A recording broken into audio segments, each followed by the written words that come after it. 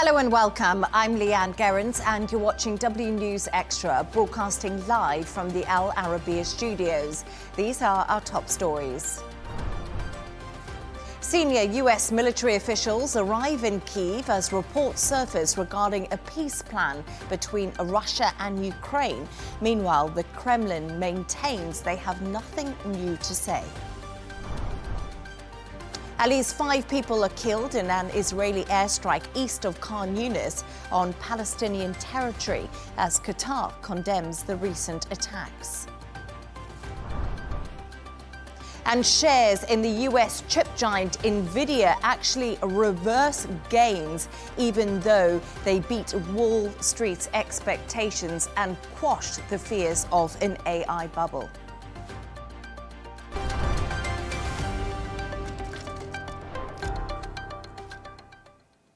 Senior US military officials are in Ukraine as they discuss efforts to end the war with Russia. It's believed US President Donald Trump has approved a 20-point plan for peace between the two warring nations. Details are still unclear, but reports suggest Ukraine will have to give up some land and weapons, as well as reduce the size of its military. The talks come hours after 26 people were killed in Ternopil following a Russian missile and drone attack. Here's how Kyiv residents have been reacting to the US peace proposal.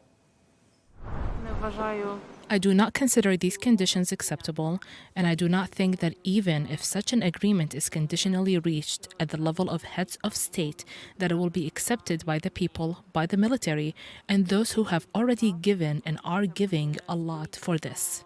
I don't think that Ukrainian President Zelenskyy will sign any peace agreements on such terms for several reasons.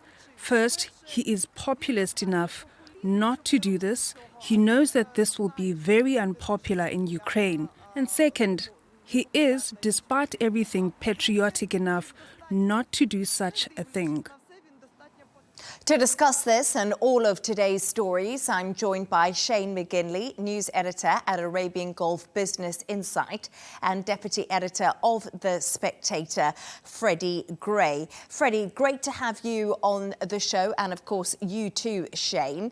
Freddy, I just actually want to start with something that we're hearing at the moment. So the White House Press Secretary Caroline Leavitt is currently actually giving one of her press briefings, as she always does. She says the White House says US is steadfast in ending Ukraine war after confirming new plan to end the conflict. And also, apparently, Witkoff and Rubio did meet with Ukrainians in the past week to discuss this peace plan and say the talks are positive. So we're getting some more news out of this. We are getting some more news, and I think there is always this temptation to think that sort of Team Trump and the Kremlin are cooking up some deal between them that's cutting the Ukrainians out. I don't think that's quite a fair reflection of what's going on. I think that the Americans are keen to involve the Ukrainians, but they also feel that they make more progress with the Russians because the Russians are coming up with solutions. They may not be very palatable to the West or to Ukraine, but the Russians are actually talking to the American team in a way that the Ukrainian team haven't been in some ways.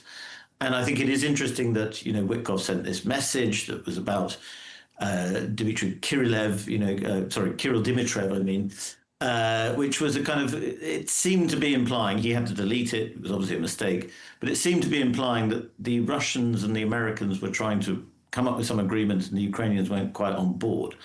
I think the overwhelming story is that the Ukrainians are, it'd be unfair to say giving up. From the people you just played in that video, they're not giving up by any means, but I think there's an acceptance in Ukraine that they don't have the troops or enough conscripts to keep fighting this war. And so a peace deal has to come. It's just there is no peace deal that the Ukrainians will accept that the Russians are willing to offer. And that's where the Trump administration are at the moment. And you know, it's really interesting because we talk right now about the Ukrainians probably having to think about accepting this, Freddy, as you said. And also there's been some domestic problems in Ukraine, especially when it comes to the corruption scandal that's been happening right now in Zelensky's very own party. So he's weakened domestically at the moment too. Well, exactly. He's not quite I mean, for a couple of years, he's been the sort of golden figure in the West. And, you know, there is no really clear link between him and the corruption, but there is no doubt that the Ukrainian government has always been corrupt, or has for a long time been very corrupt. Before the war, it's always been one of the most corrupt countries in the world. And Zelensky's government has always been caught up in this. And of course, there's a lot of military aid money going into Ukraine. The CIA, American deep state, if you like, they have always been concerned about the amount of money that seems to go missing or suspicions of corruption. And in the last few weeks, Zelensky himself has got into trouble over corruption. So there is this feeling, and I think if you talk to Ukrainians, they sort of accept it. And while they liked Zelensky at the beginning of the war, I think there's a little bit of exhaustion with his administration, a little bit of a sense that they're just as corrupt as everyone else that came before. Yeah, I would agree with what Freddy was saying. I think like when you're in the middle of warfare and, you know, sort of what they were saying, it was around about 100 million was some of the figures that the article I was reading about this sort of anti-corruption investigation. I kind of think that's sort of, you know, sort of to be put aside when you're in the middle of a war with a huge force like Russia. So I don't think it'll have major sort of implications, and a lot of the article was talking about how he's the Teflon sort of president and he will survive this. And like Freddie said, you know, we're kind of taking a Western view of corruption and then putting it onto Ukraine. So I don't think. Well, I think what's more worrying is that the Russian statement was saying that there was nothing new in this sort of proposed plan, which, unless the White House has confirmed it now, it was just details that had been leaked on the 28-pointer. And then there was conflicting reports about how much Ukraine was involved in it. So, and I think if you don't have the two sides that are fighting the war really on board with it, then a peace plan is not worth what it's the paper that is printed on. So I think this is just aspirational on behalf of the White House, where they want, you know, I think maybe the Gaza peace deal is looking a little bit shaky, which we'll come to later. So I think they're kind of maybe looking to Ukraine and going, okay, we want to try and get this one solved, as Trump seemed to think was relatively easy when he was going on the sort of re-election trail. But I think a lot of the fundamental things that, you know, they want, like Ukraine, you know, giving up weapons, reducing its army, giving up about 10% in this kind of sort of strange leasing process where they're going to have it where, if I understand it right, it was that Kiev would have control of Donbass, but then Russia would sort of rent it, which sounds like a sort of a real estate solution to a war, which I know has been sort of vetted before, but I don't think that's really logical in this case. So I think Zelensky will be fine, but I think unless you get sort of the Kremlin and Kiev on board, then this is not really going to be a peace deal. I don't know what you think about that, Freddie. Shane's sort of take that there's no trust right now between Russia and Ukraine, and I think that's pretty fair to say in a nutshell. You know, we've seen so many ceasefire deals be proposed.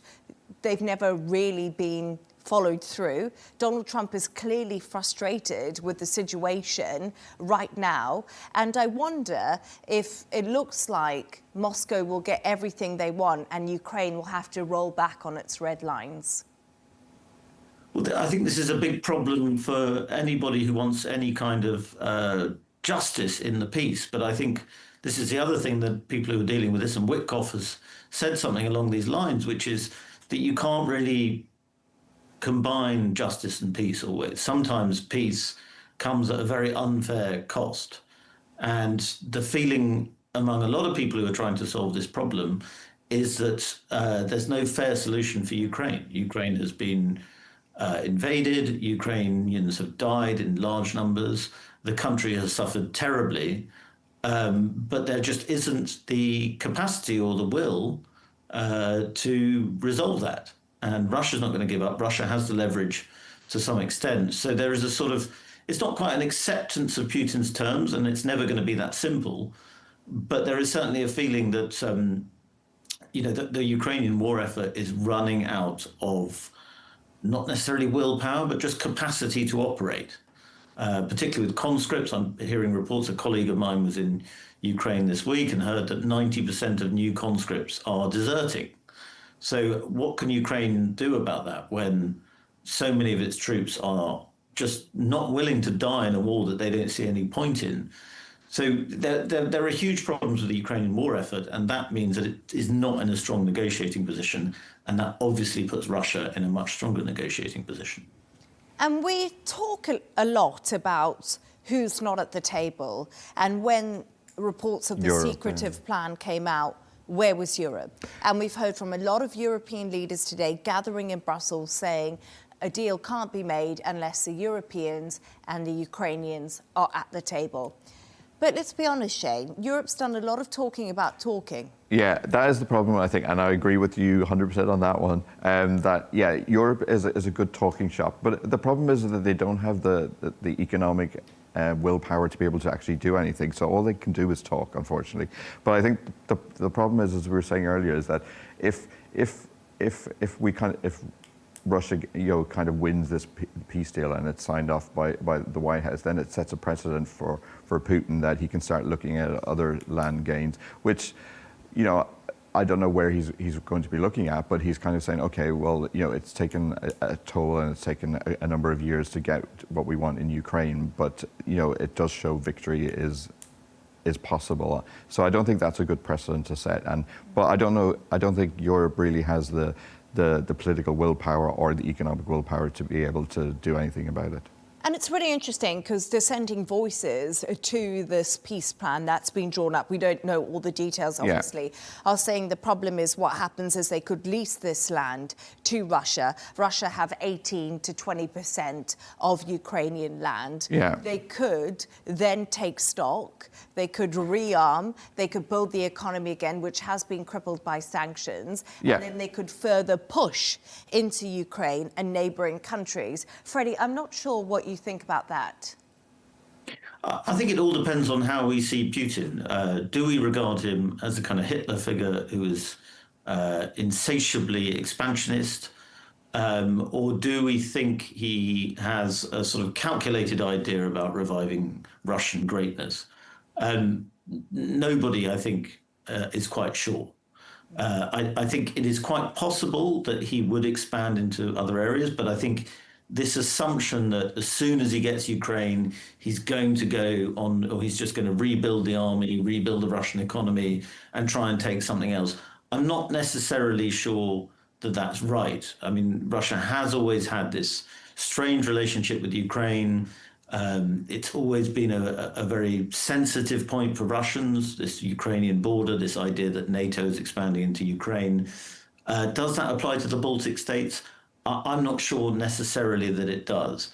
And I think what Trump wants to do, what Team Trump wants to do, is kind of reset Russian relations. And we've had so many resets in the last 20 years between Russia and America, and they've all failed. But I think there is a feeling in Washington that, not necessarily Putin, but certainly Putin more than other Russian figures, Russia is a country that potentially the West could deal with, and they want to reach that stage. We're just a long way from that because of the Ukraine war. And let's talk a little bit about what's been happening at the moment when we talk about Russia. Apparently, according to the UK Defence Secretary, there is a spy ship loitering in British waters, on the edge of British waters. Russia would deny this. This is saying it's not a spy ship, but the UK is convinced. And we've also seen them fly drones into airspace like Poland and other NATO countries. Is Russia just being provocative at the moment, or are they innocent?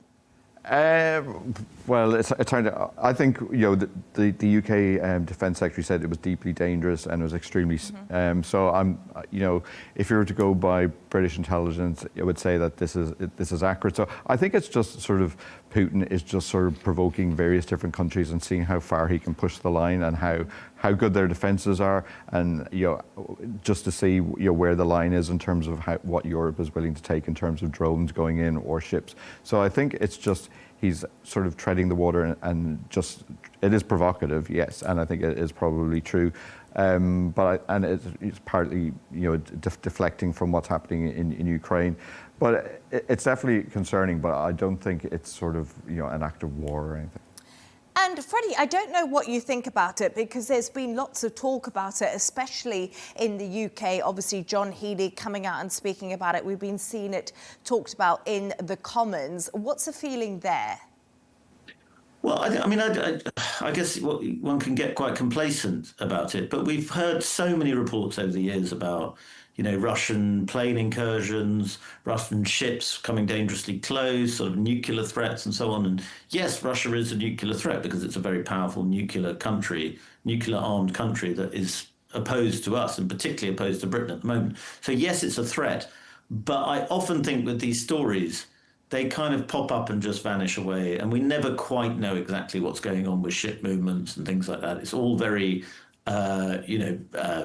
military secrets against military secrets, and I don't quite know where we should land on it. I think the bigger threat at the moment is what Russia's doing in cyberspace, and Russia's amazing ability to disrupt Western operations in cyberspace, and what the West is trying to do to Russia and China in cyberspace in revenge. That's the real sort of hot Cold War, if you want, at the moment, is operating on the internet.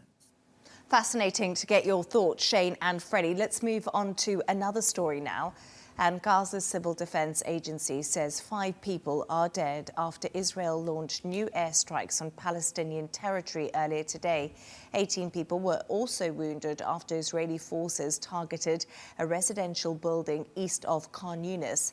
Qatar have condemned the attack. Both Israel and Hamas have accused one another of violating the ceasefire agreement that came into effect on the 10th of October. Shane, is the ceasefire effectively collapsing in front of us? Well, officially, no, because the peace deal that was brokered and is still publicly recognised, and the major sides still acknowledge that they're upholding it, and a lot of the key elements of the initial agreement, such as the hostage releases, the prisoner exchanges, and those kind of things have been implemented to a certain degree.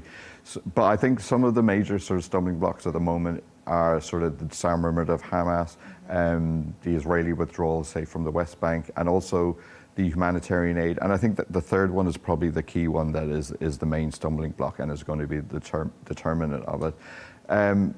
So I kind of think officially it's still on board, but I think it kind of goes back to what we were saying earlier in Ukraine. I think it was probably a little bit too presumptuous to declare the peace, and I think a lot of these minor details, well, not minor in terms of humanitarian aid, should have been sort of ironed out a little bit earlier. So I kind of think when I said that Ukraine, we should declare peace, yet I think the problem with Gaza is that we declared it too soon, and I think this is the ramifications of it. Freddie, I don't know what your thoughts are on the ceasefire right now and how it's holding, because we obviously are getting reports almost on a daily basis of deaths still happening inside of Gaza, not on the scale they were, but they haven't completely stopped. Well, I think Shane put it very well. I mean, you can't just declare peace and expect peace to happen. It's a very complicated thing, particularly in a conflict like this. And obviously deaths are continuing to happen. Violence is continuing to happen. It's not just something that just happens, peace. But I still think, we are in a better position if you believe in not killing people. We're in a better position than we were just a couple of months ago.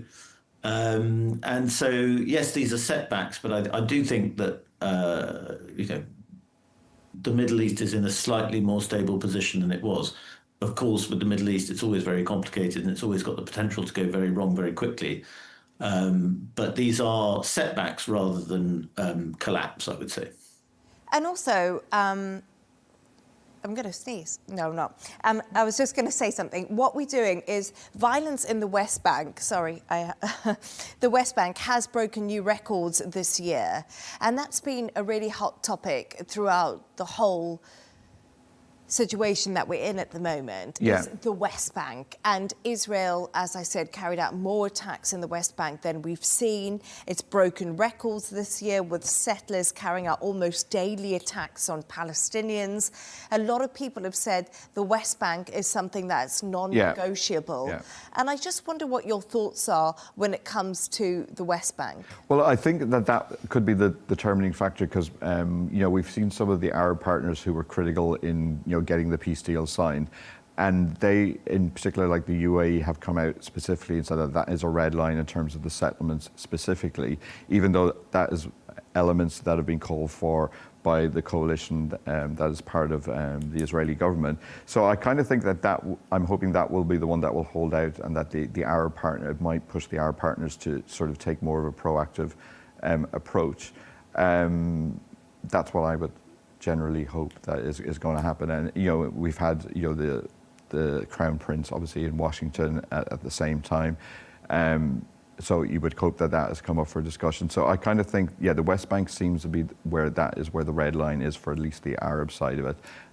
So I think that could be the determining factor in the peace element to it. But I think, again, going back to like Donald Trump, when it comes to the humanitarian access for the people on the ground in Gaza specifically, I kind of think of the three sort of elements that are missing in terms of Hamas disarmament, Israeli withdrawal, I think it's the aid one that is the most important one, and I think it's probably the one from a humanitarian point of view that Donald Trump is going to be most amenable to take action on, as opposed to the other two. So I kind of think that will improve conditions specifically in Gaza. So I think there's a lot of work to be done, but that's what I think is critical in terms of the next step. And Freddy, Israel has actually been accused of war crimes in the West Bank. Has there been any response to this at all? Have we heard from anyone? Well, I mean, it depends what you mean by anyone. Yes, there's been lots of response and lots of people pointing fingers at Israel, and I think some of those fingers are justified. But I do think that to a large extent we're dealing in realpolitik now in what's going on in the Middle East. And however cruel this sounds, just sort of labeling things war crimes, talking about genocide, these are emotive words, but they're not altering the fundamental political realities of what's going on in the Middle East. And I think while a lot of people may criticize Donald Trump, and a lot of people will criticize Israel and Saudi Arabia even, I think there is an attempt to deal in realities here. And I think Qatar recognizes that too, that it's not just about, international bodies saying war crimes or genocide. It's about trying to resolve things in a real way.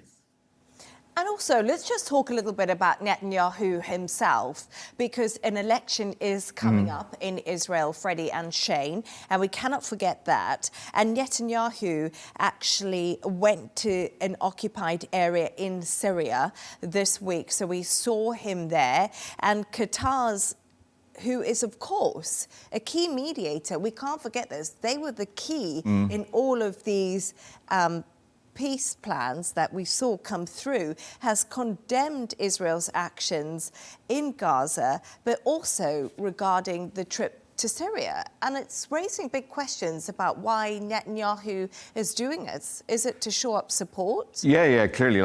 We've said this many times over the weeks in terms of his coalition, which it's no guarantee that he's going to continue in power when the next election, and he's got some very sort of right-wing elements that he needs to appeal to. And I've heard sort of seen reports, and we were chatting about it earlier in terms of maybe in peacetime that's when Netanyahu, it won't go very well for him. So, the war was possibly a benefit for him, which is a traditional sort of generally for leaders. But I kind of think I kind of want to go back to, we were talking before about Europe wasn't doing much in Ukraine. I was quite sickened today when I saw that the United Nations only recognised the Gaza peace deal on November 17th, and they've delayed a review of it for 6 months, which is until May. And as we've seen, it looks like the peace deal is already sort of on shaky ground. So I kind of think a lot of these old-fashioned global entities like the war crimes courts, the UN and the EU, they're not really covering themselves in glory when it comes to dealing with either Ukraine or the Gaza issues, or Netanyahu for that matter. And I don't think Netanyahu really cares what any of them think. I think that's a very good point. I think a lot of people have felt that the UN hasn't acted quick enough, and that has been a criticism. Like November 17th is way too long to recognise the deal. And there's been a lot of criticism about how they have behaved in this situation. But Freddie, I don't know what your thoughts on it are regarding the UN, and also the big question, do you think that Benjamin Netanyahu can actually survive peace? No, I think that sort of general, I mean, we're just talking about realpolitik, and I think the realpolitik for Netanyahu is that he needs crisis, he needs war to stay in power because of, corruption allegations against him. He's got a very vociferous coalition himself. A lot of Israelis are sick of him. He has managed to galvanize support. He managed to galvanize support for the war, and in many ways, what Israel did on a sort of strategic level was very impressive. But domestically, Netanyahu has huge problems. And I think that is the reality that he's facing, is that if the Middle East is settled in terms of international relations as far as Israel is concerned, then he's going to face huge domestic problems and possibly an end to his political career. But it's been a very, very long and objectively, you can't disagree with it, successful political career. But maybe, I think a lot of people in Israel feel this, maybe it's time for an Israel that is represented by someone who isn't Netanyahu. I guess time will tell. Shane and Freddie, thanks so much for your thoughts there. Let's move on now to another story. And stocks of Nvidia have risen this week, beating analyst expectations. The firm reported a jump in revenue in its quarterly earnings reports, and demand for their chips, often used for AI, increased. CEO Jensen Huang also said the sale of Blackwell Systems was off the charts. Okay, Freddie, Shane, apologies. Shane, to you. No worries. We actually just mentioned in there that the stock was up. I think it's interesting because since we've come on and the US markets have opened, we've actually seen those US chip stocks erase gains from the earlier session, which I found quite interesting. And we see AMD down 5.7%, Nvidia falling 2.2%. So after that really positive reaction in the markets, we're now seeing it's a bit worrying, because when you said like Nvidia, the CEO or the chief executive said that the sales were off the chart. He was saying that the chips were sold out. We've seen big orders coming in from the UAE, Saudi Arabia, plenty of places. In terms of the quarter, revenue was up 62%. And so it was good, and I was extremely excited when I saw that the stock was going up 5%, but then that's reversed and it's gone down. AMD, some of the other big stocks, they've all fallen. And all I've heard from the sort of business press and Bloomberg and the rest of them for the last couple of weeks is the AI bubble, and is it going to burst? I may be sticking my head in the sand about this because I've invested in tech stocks and I'm really quite worried. But I really don't want this to be the bubble bursting. And I don't think in the short term, I would like to go with UBS, who've said that the stock will go to $235. It's at $189, and I really hope that is really true. I really do. I have seen other analysts raise concerns, and they have said that in many respects is the fact that there's so much demand, it's outstripping supply at the moment. And this is the problem when it comes to Nvidia and AI. But Freddie, I don't know what you think of what's been going on with Nvidia at the moment, because lots of investors are also questioning the lofty valuations in the tech sector. Many people are saying tech stocks are completely overvalued at the moment.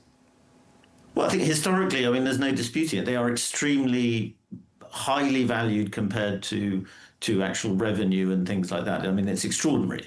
I think these are historic highs we've seen in the last couple of years. I think Nvidia is a different one slightly because it's not entirely software. It's not a bubble in the same way as some of the AI stocks you see are, because they're actually producing something. So that's why often value falls back to Nvidia, because they're like, no, you actually are creating chips which are essential. But I think on the kind of AI bubble, will it pop more broadly? I mean, I'm no economic expert, and I would never tell anyone to accept my financial advice.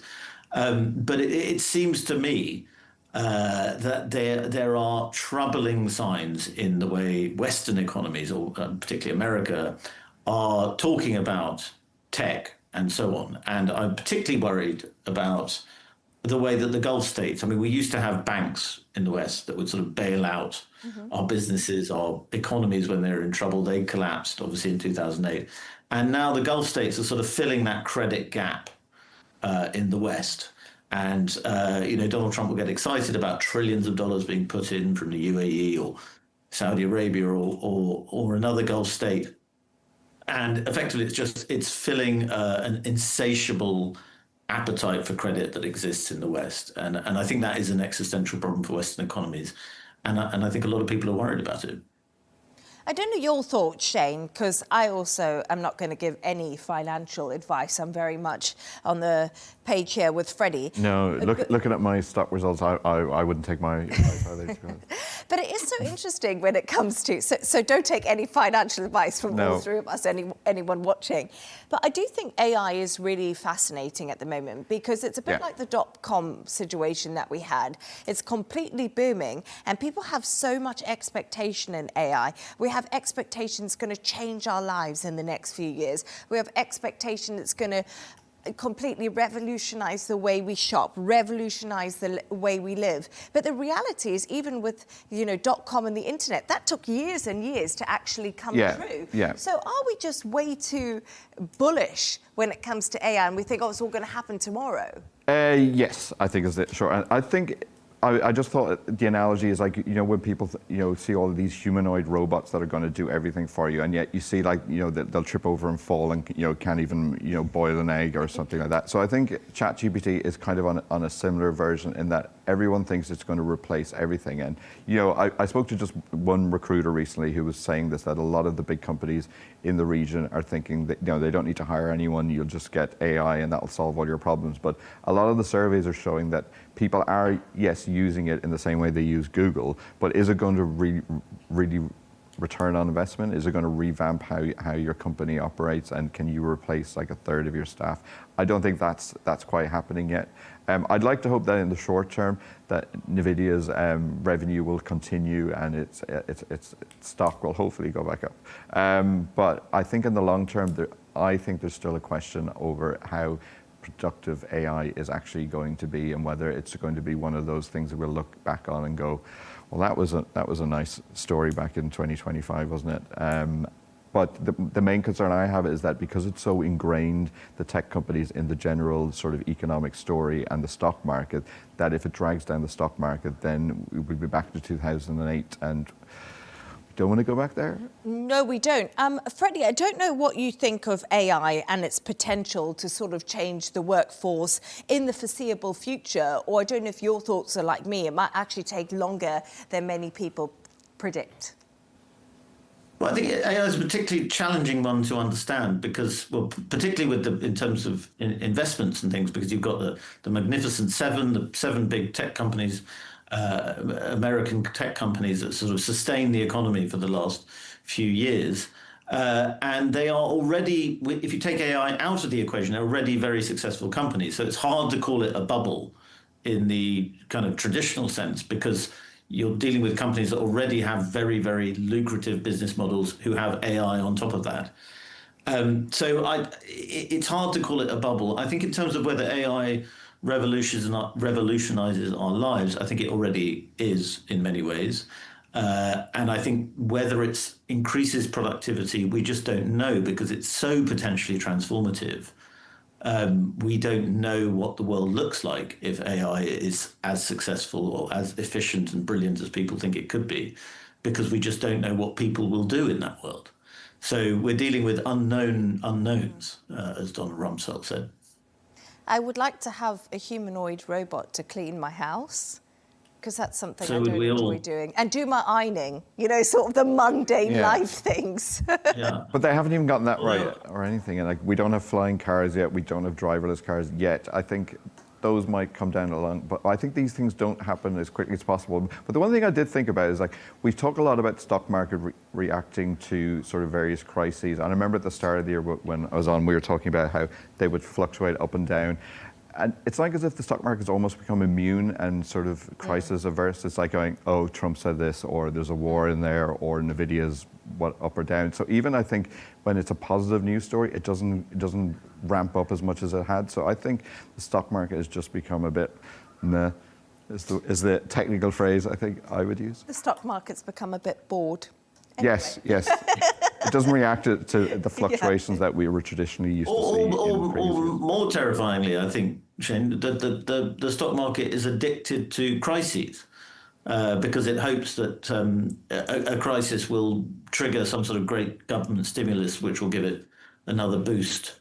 Yeah, but I don't think the governments have the money to do it. Like, I think we won't go back to 2008 because I think it's like if you're constantly in crisis mode, then it takes something really massive for them to fluctuate way up or way down. And the same with the oil price. And like even when we were here discussing when I think it was we had the missiles in Qatar, or we had the nuclear facilities in Iran being attacked, and then you look at the stock price and you go, as a journalist, you're like, oh, well, that's hardly done anything. There's no news story there. So I think it's just everyone's just sort of become almost like some sort of abused woman, and you're just taking it, and it's not impacting anymore.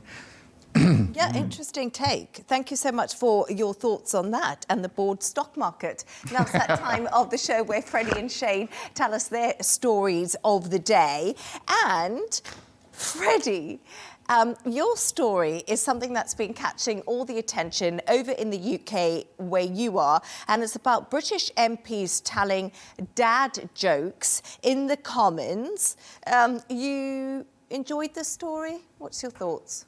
Well, it made me very depressed about, Perry Worsthorne said a number of years ago, it was a great British journalist, said it was about a newspaper takeover. He said, we're no longer a serious nation. And this kind of speaks to that it's a parliamentary discussion about paternity leave and kind of, the importance of paternity leave, how much leave should dads have when they have a child and so on. And to talk about this bill because perhaps they think the public will get bored because it's maybe not that interesting to them. They've decided to sort of spice it up by telling dad jokes, which are, of course, funny in their own right. And as somebody who tells terrible dad jokes to my children, I know how tempting it is to say dad jokes. But I do think, and I don't want to sound pompous here, I do think that we don't need government to be a sort of sketch zone. We don't need Parliament to be a sketch zone. We just need Parliament to make good decisions. And in Britain's case, our Parliament has not been making good decisions for a very long time. So I don't want to sound all pious about it. I realise it's a funny story. But it does speak to a sort of fundamental unseriousness in British life that I think needs to be addressed. Do you have a dad joke? I don't know. I can't think of one.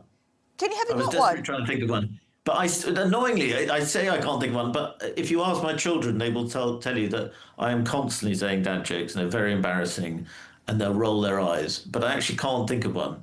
I think a good dad joke has to be sort of improvised on the spot. So it's if something kind of, a bit cringe happens in the house and you make a terrible pun on it, that's a kind of dad joke. I just want to say something. For today, I did a little bit of background work. I texted my father, Nigel Gerrans. I said Going to the source. Yes. I said to him, can you send me a dad joke for my show tonight? He says, what is a dad joke? I messaged him back, like an old man embarrassing joke. He came back, not sure what you want. Why don't you have a look on YouTube?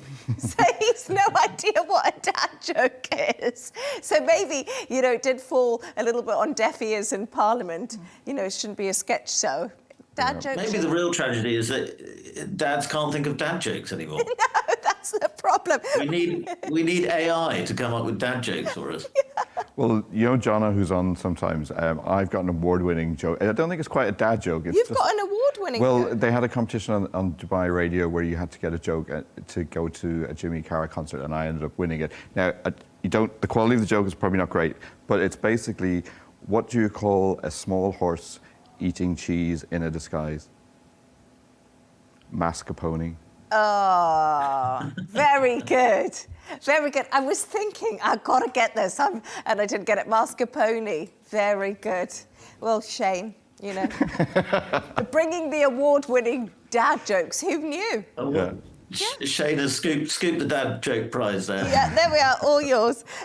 Shane, let's talk about your story, because... Yeah, how am I supposed to follow that up now? I know, I'm not sure. You know, we just had the dad joke story, and this sounds a bit like a... I don't know what it sounds like. Let's go. It's worthy. Let's say that. And I think after all the warfare chat that we've had earlier on. So basically, this is a restaurant 30 kilometers from Bangkok.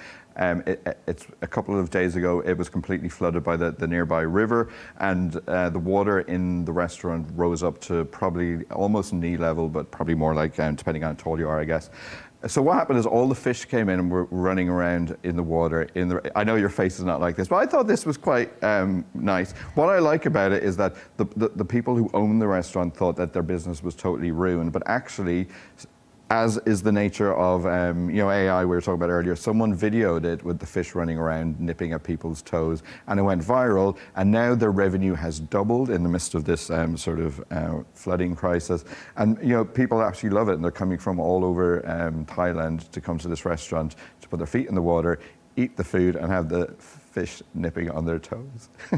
Oh, Freddie. Oh, I couldn't think of anything worse. I don't know why. I don't know. You up for like fish nipping on your toes while you're having your meal? I had it when... I've got a hell of an appetite. I like to think I could eat through most things, but I'm not sure I would be able to eat with somebody nibbling on my toes. I remember there was the trend for...